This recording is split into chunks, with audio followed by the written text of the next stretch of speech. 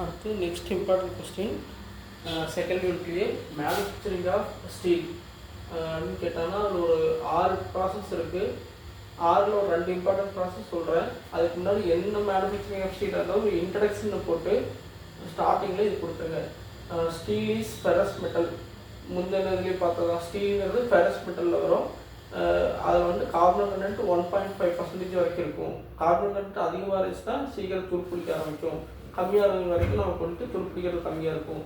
Based on the carbon கண்டென்ட்டை வச்சு ஸ்டீலை வந்துட்டு கிளாஸிஃபிகேஷன் நிறையா பண்ணியிருக்காங்க. First one low carbon steel, ரெண்டாவது mild steel, medium carbon steel, high carbon steel, hard steel. Carbon content அதிகமாக வந்துட்டு நமக்கு வந்துட்டு ஸ்டீலோட ஹார்ட்னஸ் வந்துட்டு அதிகமாகும். சரிங்களா? இப்போ நார்மலாக மார்க்கெட்லேயே விலை கம்மியாக கிடைக்கிற கம்பியெல்லாம் பார்த்தீங்கன்னா கார்பன் கண்டென்ட் அதிகமாக இருக்கும்.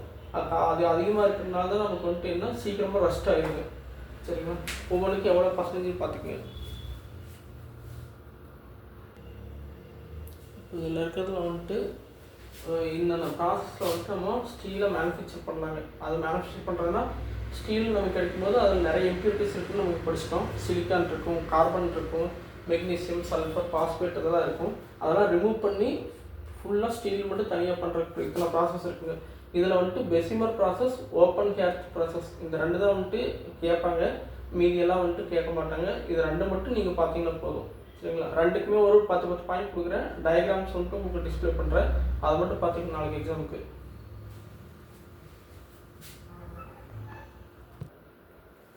பார்த்தீங்கன்னா பெசிமல் ப்ராசஸ் பார்க்குறோம். பெசிமல் ப்ராசஸ் வந்துட்டு இருக்குல்லே இம்பார்ட்டன்ட் ப்ராசஸ். இதுக்கு வந்துட்டு யூஸ் பண்ணுற ஒரு ஃபர்னேஸ் வச்சுக்கணும். இந்த ஃபர்னேஸ் யூஸ் பண்ணி தான் பண்ணுறாங்க.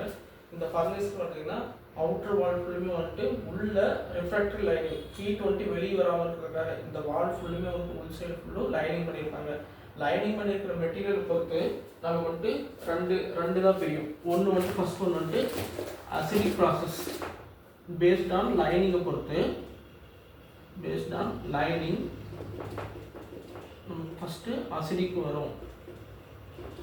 அசிடிக் ப்ராசஸ் என்ன மெட்டீரியல் யூஸ் பண்ணியிருக்கோமோ அதை பொறுத்து. ரெண்டாவது வந்துட்டு பேசிக் ப்ராசஸ்க்கு வரும். சரிங்களா? இப்போ அசிடிக் பார்த்தீங்கன்னா கிளே குவார்ட்ஸில் வரும். அசிடிக்கில் வந்துட்டு உள்ள என்ன மெட்டீரியல் லைனிங் யூஸ் பண்ணியிருக்காங்களோ அதை பொறுத்து கிளே குவார்ட்ஸ் அதெல்லாம் வரும். அடுத்து பேசிக் பார்த்தீங்கன்னா என்ன மெட்டீரியல் யூஸ் பண்ணியிருப்பாங்கன்னா சல்ஃபர் ஆர் பாஸ்பரஸ். பேசிக் ப்ராசஸ்க்கு sulphur or phosphorus.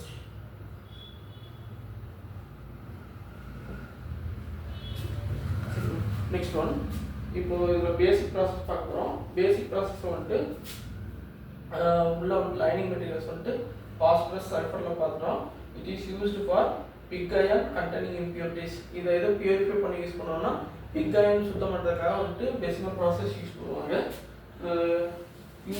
Used for purifying pig iron.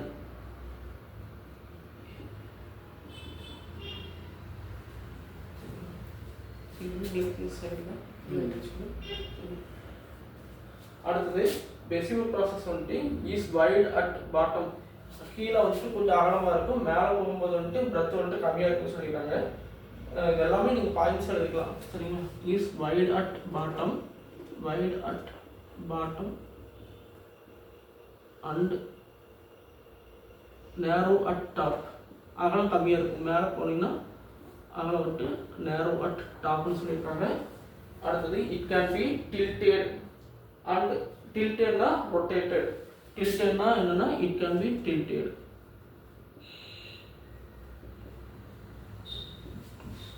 Mixer machine பார்த்தா இந்த ஆக்சிஸில் வந்துட்டு நம்ம இந்த ஆக்சிஸ் போட்டு ரொட்டேட் பண்ணிக்கலாம், மேலே கீழே ரொட்டேட் பண்ணிக்கலாம்னு சொல்லிக்கிறாங்க.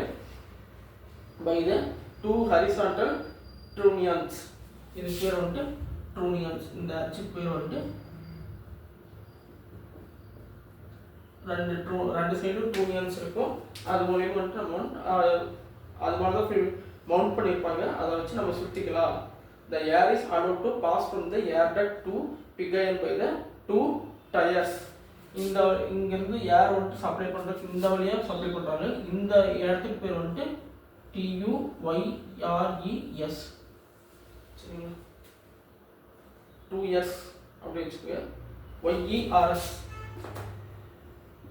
இந்த ஹோல்ஸ் இருக்குங்களா, ஏர் இப்படி வர்ற ஏர் வந்துட்டு இந்த ஹோல்ஸ் வழியாக உள்ளே பாஸ் ஆகும். அது பாஸ் ஆகிற இடத்துக்கு பேர் வந்து 2 years. அதை வந்துட்டு பாட்டமில் பிளேஸ் பண்ணியிருக்காங்கன்னு சொல்லியிருக்காங்க. இப்போ நமக்கு தெரிஞ்சிச்சு. இப்போ வந்துட்டு உள்ள மோல்டன் லிக்விட் ஃபுல்லாக ஊற்றிட்டோம். உள்ளே வந்துட்டு தீ பற்ற வச்சுட்டு ஏர் வந்துட்டு இந்த ரெட் வழியாக பாஸ் பண்ணுறோம். அது வந்துட்டு 2 years வழியாக மேலே வந்துட்டு பாஸ் ஆகி இந்த மெட்டல் வந்துட்டு நல்லா கொதிக்க விடுறாங்க. இப்போ என்ன ஆகுதுன்னா அடுத்தது the air passes through the molten pig iron and it oxides the impurities of the pig iron and a reddish yellow flame is seen.